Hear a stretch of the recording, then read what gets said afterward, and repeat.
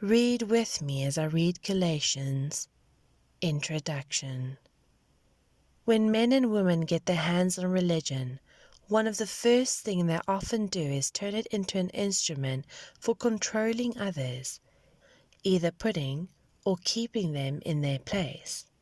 The history of such religious manipulation and coercion is long and tedious.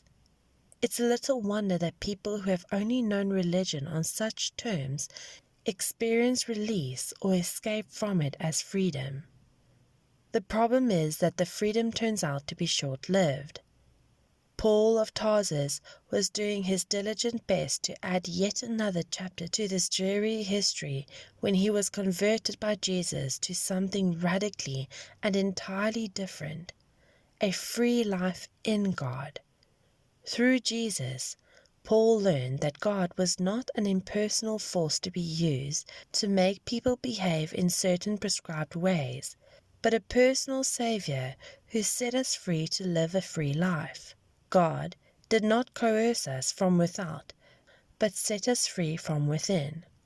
It was a glorious experience, and Paul set off telling others, introducing and inviting everyone he met into this free life.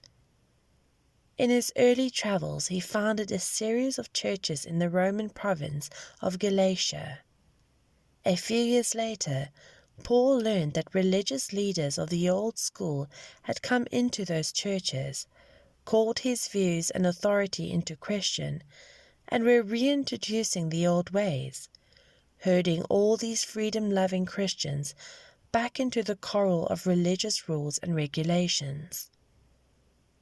Paul was, of course, furious. He was furious with the old God for coming in with these strong-arm religious tactics and intimidating the Christians into giving up their free life in Jesus.